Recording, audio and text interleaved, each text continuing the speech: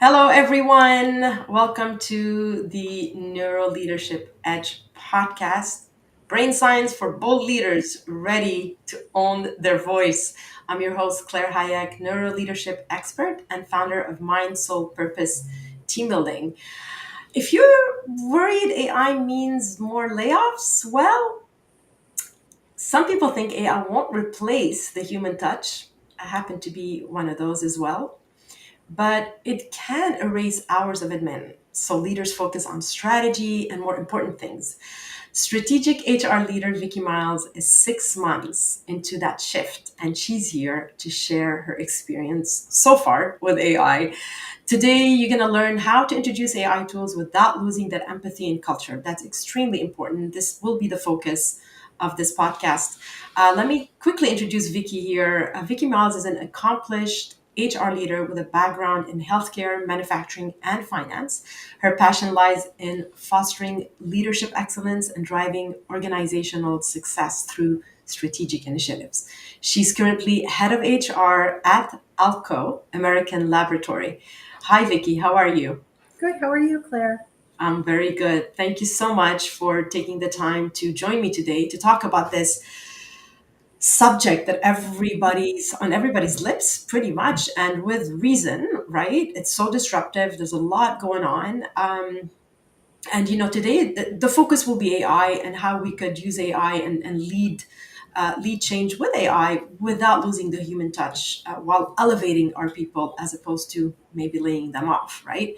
Um, but before we dive into the subject, I do want our listeners and myself as well to get to know you a little bit better and more of your experience as a leader and what brought you here today and made you the leader you are, the bold leader that you are today. So I would love to know a moment maybe in your career that was maybe high pressure or stressful or difficult. It was a big challenge for you that you think really shaped how you lead today. Can you share that with us? Sure. So I think the situation that comes to mind for me was I was in a company that was acquired. And when that company was acquired, it was really stressful because the company that came in kind of came in like a force and was really kind of cleaning house and doing what they wanted to do without talking to anybody and without really thinking of the employees and how it was going to affect them and what their thought process was on it. And that really shifted like my thinking and my perspective on things because I didn't want to be one of those leaders that came in and really led like that. I wanted to be the trusted voice. I want people to trust me and to be able to feel like they can come to me, to be that people leader opposed to, kind of a force leader. Um, so that's really what shaped me into the leadership position I am in now. So how did that help um, shape you, or I guess more specifically, what kind of mindset shift after this happened? What did you have to change in your maybe your patterns, in your mindset, and how you're showing up? How Sure. did you do So that differently after that? Like, how did that shape you? I started to speak up a little bit more to leadership, to really try to be that voice for the people and to try to help kind of navigate from the bottom because the people in the community, in the organizations, they don't truly have that voice a lot of times, and Right. they need somebody to be that voice for them. So that's what I started to do. I started to kind of move my mindset on, okay, transaction administration more towards, okay, let's see, what can we do for the people? How can I be their voice? How can I help them? Well, I know I'm in HR and I am here for the business. I'm also here for the people as well. And that's really important to me because my view is that without the people, you don't have an organization. And if you don't keep your people happy, then you're going to really have that attrition issue. Yeah. I mean, I think we both agree on that. That are every organization, the people is they're the most important asset in a business. You don't have Yes. people. You don't have much, to be honest with you. Although some right now, certain industries, I think, and certain organizations, maybe where automation and tech kind of is more present in the day to day, and it's something that could easily be implicated, or sorry, implemented in the day to day, that could replace certain people because they're repetitive tasks. The truth of the matter is, the human touch cannot be replaced. The human brain cannot be replaced. Human creativity cannot be replaced. Human connection cannot be replaced. An organization without a connection, a human soul, right? Um, Right. in my opinion, is just a machine running. This is, an organization is not a car. It's got its brain, it's got its innovation, it's got, so even if you're running it on automatic, and you can automate a lot of things, that's great. However, how do you grow? Right? Absolutely. How do you innovate? How do you move forward? And that's where the human brain comes in. That's where human connection comes in. That's the soul, that's the heart of your organization. This is very interesting so far. And I know this is a very controversial subject, and a lot of people are upset about AI. A lot of people don't understand what's happening with AI. I mean, it's just going in such a fast pace. There's, the right and the left and the in between. I think we're all trying to kind of make path towards understanding and living that change, going through that change and adapting. Because in my opinion, I think there's a lot of denial, but I think AI is here to change, to stay, and I think it's a matter of time that we need to kind of put some rules or understand some ways that we can implement it and live with AI, without it taking over and messing everything up. I think it's all over the place right now. We're all trying to make sense of it. And which brings me to my next question to you, Vicky. I am really curious to know about your recent AI integration at ALPCO, and I'd love for you to walk us through the whole process, what works, what didn't work, when it clicked, how this is affecting the day to day, your day to day, because I believe you're the one leading this AI integration. So tell us all about it. Walk us through it. Sure. How was this decided to start with, and how did you jump on it? Like, what happened? So I I think that people don't realize that they've actually been utilizing AI for a lot longer than they really know. Um, Especially, one of the biggest places would be HR, because you have your HRS systems, your ATS systems, all that kind of stuff, and that's all AI. That is all AI. It's AI driven. So, well, the past 6 months, yes, I've amped up my usage of different AIs. I've actually been utilizing AI for years, and, Right? and kind of just realized that, oh, wait, I have been utilizing AI for years. So, things that I've kind of delved into, as that kind of sparked with me was, I've started to look at different tasks that maybe I can use that will help me with the administrative portion of my job. So I started to look into how can I make a presentation, or how can I make a performance review and do this without it taking me months to come up with a Okay. format, to come up with wording, and so on and so forth. There are some great programs out there. So I started to do a lot of research, and I started looking into a lot of things, and I started to take some classes, honestly, on how to amp up my AI usage in my job. And once I started to get into things, I was like, oh, wait, this is amazing. This is absolutely amazing.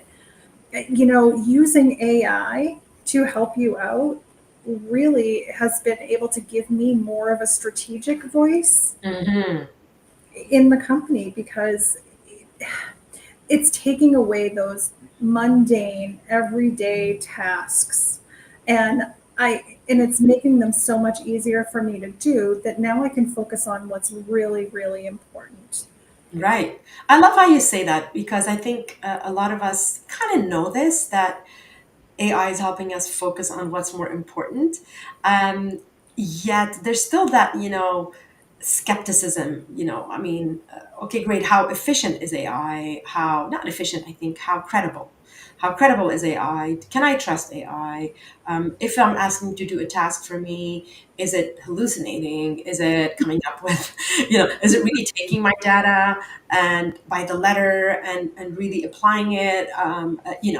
Or is it taking my data, putting it out there, and then shuffling it in and introducing other data in and diluting my data? Is it really telling me what I want to hear? And we call this grounding your AI. And there's a lot of, it's all in the prompt. And I'm sure you know what I'm talking about. So some of you out there listening to this that haven't really been using AI a lot, it's all about prompt engineering. It's like what you say to the AI and how you train your AI to give you the reply. So yes, it could give you gibberish, give you jargon, a lot of wrong things.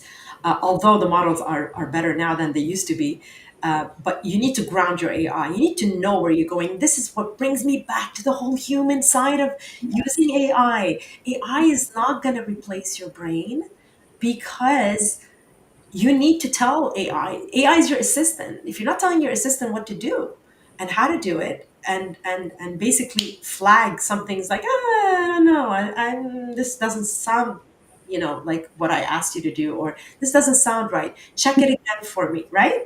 Um, Yes. it's not working. You're not on vacation and it's doing all this for you. Like you're the one literally driving the car. So okay, let's come back to your experience with the AI integration, Vicky, at ALPCO. So how was that? How was that? Uh, um, kind of taken It, in? Was it open? Was it like, yeah, Vicky, go ahead, knock yourself out with all this. We don't want to know anything. Yeah, maybe report to us, or let's just test it out. Okay, yeah, we'll throw you a bone here. Like, how is the culture at Alpco, and how do you feel around that? And how is it changing things? I know you said that it's making you a better leader, and you can focus on the more important things, which is strategy, and that's really where you shine. However, how are people around you reacting to this? And are they as open? And are they starting? Is there a culture shift? Or yeah, so I think it's a mix. I think it's a big mix. There are some people that are open to it, and then there are others that aren't. But I think the biggest misconception around it is that it has to be driven by a human. It just has to be driven by a human. Otherwise, as you said, things get lost right, and things can be misinterpreted and so on. So, I've really delved into, understanding the prompting, understanding how to really word things. You're the voice driving the action. If you don't put in what you're really looking for and you're very specific about what you're looking for, right. you're not going to get what you want. So if you don't have that human person driving that AI, again, like you said, I'm not on vacation and it's doing all the work for me. Although It's some are waiting for AI agents to do right. this, and I know there's a lot of people that use AI agents. I've used them a little bit. I find, I mean, they're good. Um, I'm not ready to give them full control of my brain and how to speak for me, because Yeah. I still want to decide what email to send and what tone to use, and maybe put my 2 cents in it. Even though it'll match your tone as much as possible, it's kind of your assistant answering your emails. Even if I had a live assistant doing this for me, I'd still kind of want to. It's like, you don't send the emails for me. I still need to check them. Um, because no one can do things better than you. Nobody has your voice, your heart, your soul, your energy, and we are. I often talk about brain science and mirror neurons. And mirror neurons, it's basically our ability to connect and mirror what's in front of us, even if it's not in front of us. Even writing an email, thinking of that person when they receive the email, they can feel what we are feeling. It's amazing. It surpasses time and space. And so when you're thinking about it, I still feel like I need people to feel who I am, that I'm present. This is not an automated thing that just gonna reply in a very ChatGPT way, you know. I mean, I don't know about you. I can smell ChatGPT from far when I'm reading things, and a lot of people actually ask me, and I'm actually curious to see what you think, Vicky. They say, actually, we were at a friend's house this weekend, and one of my friends said, "Do you get like insulted when you know the answer was sent from ChatGPT?" And I'm like, "Not really, you know. I don't know. Like I don't take it personally. I think, I think of it more as a gift, Good for you. You're saving your time, and it's a very redundant, it's not a very important answer I'm looking for. But if it's something really important, I would kind of like somebody to put 5 minutes into the email and maybe tweak it a little bit, as opposed to like get out of my way and just like, here's your answer, right? But anyway, let's come back to ALPCO. So right now, where are you at in the integration? Is this kind of So start? I'm still testing the waters. I do know there are several people that are utilizing it as well. And they're utilizing it again from that human perspective. Right. So it's that human perspective. They're putting in what they're looking for. And they're kind of tweaking it, I guess, so to say. So it's kind of like taking an email and putting it into Chat GPT and asking Chat GPT, can you clean this up for me a little bit, make it a little more professional sounding, so on and so forth. And I think that's a great place to start, is to kind of just get in there and see what it can do. Write a letter, ask it to put different things in it for you. If you write a letter and you can ask it, can again make it more professional for me. I want to send this to the CEO. Can you put it in a language that would help the CEO recognize? There we go. There we go. So people starting. You've tested the water. People are starting to use it. And what are the feedback? What's the feedback so far? The feedback so far is pretty good. I have not had any negative feedback.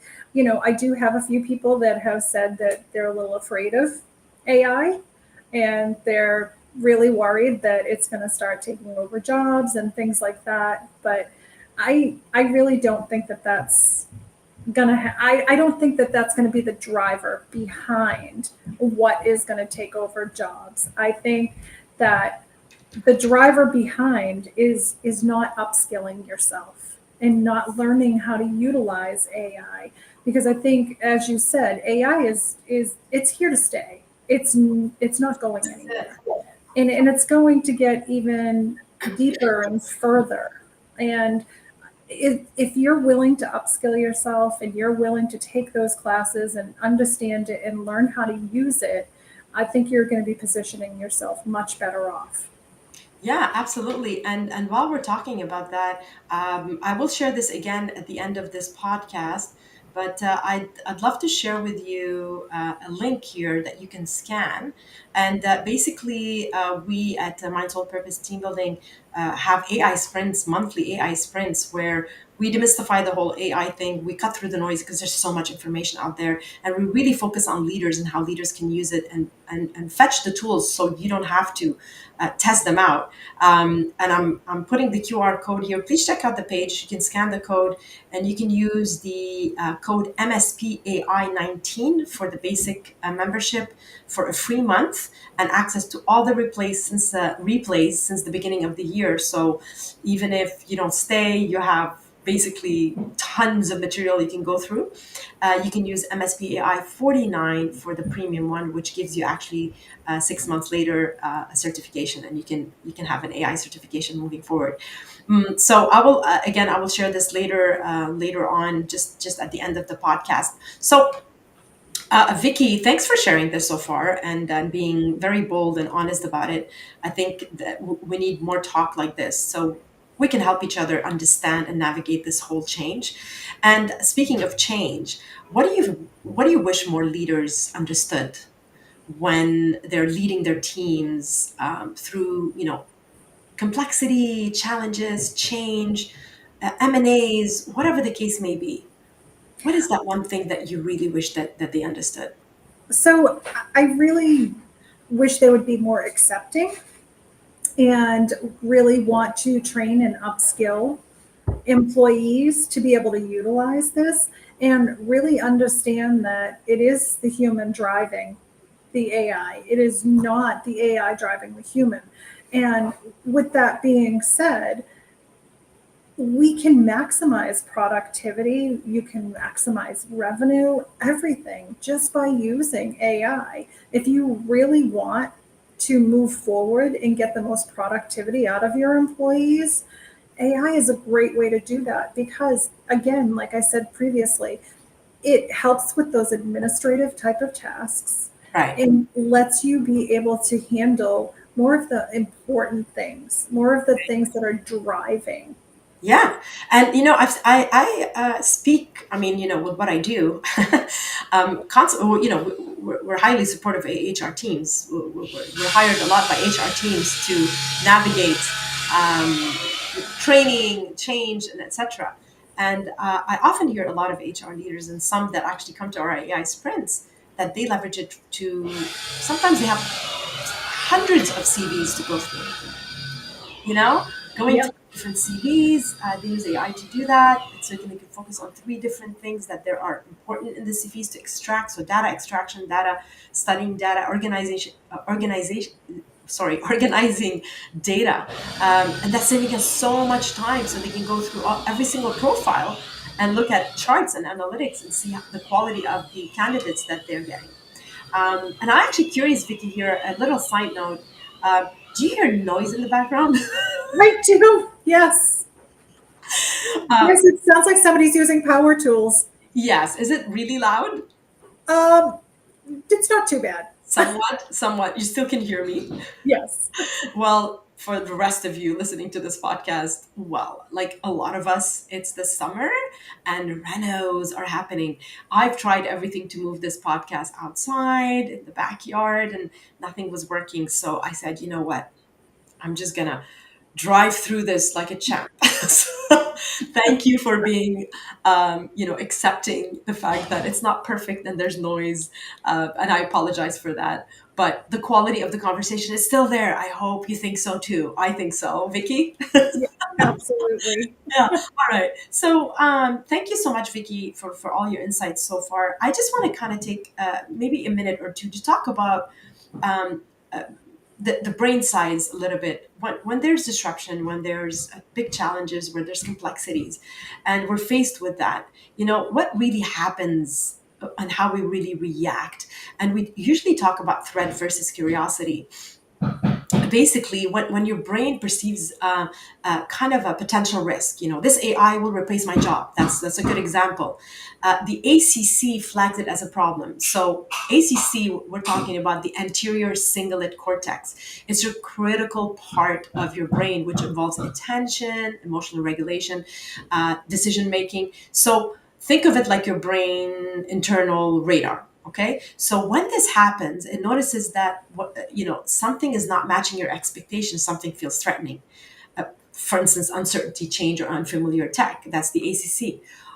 What happens is it activates the amygdala, which is the fear center, which is in the back, and you literally slip into sabotage mode, defensiveness, stress, resistance, etc. So this is when things are brought forward as a threat, right? So communication is extremely important when we're navigating change. But the thing is, when you reframe that same situation as with curiosity, example, what could this tool help me do better?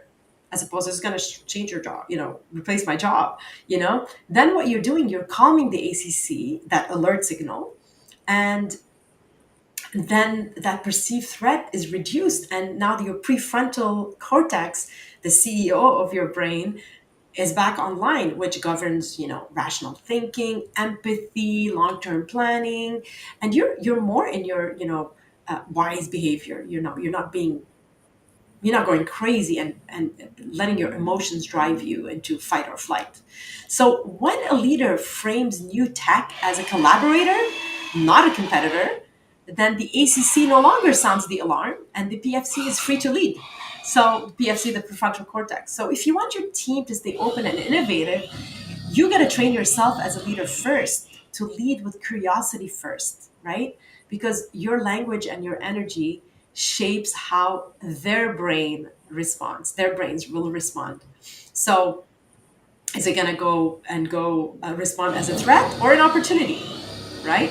So I hope this helps you a little bit demystify the whole aspect of how this works in our body, in our brain, in our emotions, when change happens in our day to day.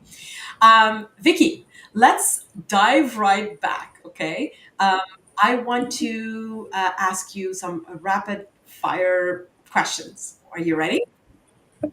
Okay, Yep. here we go. So, like, very short answers, but really, dude, do give us your authentic truth. Okay, we want to hear your voice on this. Okay, so first one, biggest myth about AI in HR. That it's going to replace us Okay, one metric. Sorry, go because ahead. oh, sorry, HR needs that human aspect, plain and simple. Okay, it's so the myth. The biggest myth is that it's going to replace us. Love it. One metric you track every week during your your day to day. Attrition. Okay, can you explain that further for some of us that are not in HR? Sure. So attrition is a turnover. So people leaving the company, people staying in the company, that's what Love attrition it. is. Okay, thank you.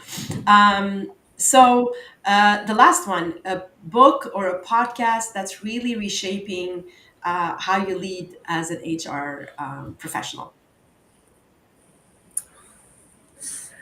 That's a good one. I would have to say, I, for some reason, I can't seem to think of her name, but the woman that came up with the let them theory. Yes, Mel Robbins. Yes, I love her. I love her. And honestly, she is a great person to listen to regarding, kind of controlling those emotions and things like that, like you're talking about with the Love neuroscience. it. Yeah, I love Mel Robbins. Just she's brilliant. Thank you for sharing these. Very, very cool. Now, I want to throw out there a challenge for our listeners. So, our podcast is not only about inspiration, about bold leadership, and about really, helping you find your voice. It's also about taking these tools and applying them. We want you to part with something. Yeah. So, I'm going to throw a little challenge your way. Pick one repetitive task. In your day to day or with your team, try an AI tool. Try it for this month, okay? And make sure you schedule in a human empathy checkpoint. Make sure that you're checking in and not going, oh my God, yeah, I can replace that person. How can you integrate it with empathy and your company culture while really elevating the people by freeing them from this task? And would love for you to share your experience and use hashtag human lens AI and share it with us here on the podcast and our socials, etc.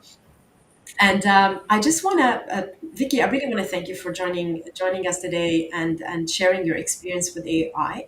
And it's very bold of you to come out here and talk about what you're doing at work. And a lot of people are hesitant because they're not really sure where that's going and how that's going to happen. And I appreciate your boldness because I believe this will really truly help answer some questions that people are asking, especially in the HR field, because obviously, that's where you've integrated it so far. So, um, as far as the layoffs and uncertainties that are hitting us right, left, and center, and making all our teams, our leaders really unsafe in a way. We feel kind of we're frozen, and we're just not sure where we're heading with this. I would like to challenge you to be bolder, to be a bold leader and ask a better question as opposed to being lost in this whole chaotic uncertainty and disruption of AI.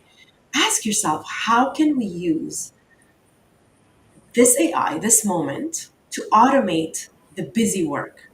Double down on human connection free up the day to day, right? The boring tasks, and double down. That's the important thing here. Double down on human connection, and just maybe lift people into higher value roles. Instead of cutting, how can we turn our assets, our people, and lift them into higher roles? And I really challenge you to think, at least reflect on this first before hitting layoffs, right? I mean, Vicky just showed us that AI is an amplifier, and it could amplify your culture. Make yours that culture that turns chaos into elevating your own talent. So I hope this really served you. This podcast served you today. And if you basically, if you appreciated the conversation, I would love for you. I encourage you to hit subscribe if you're watching this on YouTube or on LinkedIn to follow me. You can scan the code up here that you see on screen to get in touch, and I have all the links to all my socials as well, and maybe just suggest maybe subjects that you'd like to for us to address. And again, I would like to share as well the code for the AI sprints. If you'd like to join, we're giving away 1 free month. You'll have access to all the replays. So really, it's a free way to kind of educate quickly yourself on AI, and would love for you to stay, of course. But if you don't, at least we gave you that gift. So you can scan the code. It's 1 free month. Code MSPAI19 or MSPAI49. Vicky, thanks again for Thank such a you, great Claire. guest. And would you like to say one last word for our listeners out there? Sure. Don't be afraid. Really, don't be afraid to take chances and to take risks. Jump in there. What's the worst that can happen? There's really nothing bad that can happen. You're just testing the waters. Test it out personally before you test it out professionally. But don't be afraid of it. Thank you so much, Vicky, for your insight. People, lead, be bold, stay human, and remember, turn every challenge into a gift, into a powerful edge. See you all next week. All right, bye for now. Thanks a lot.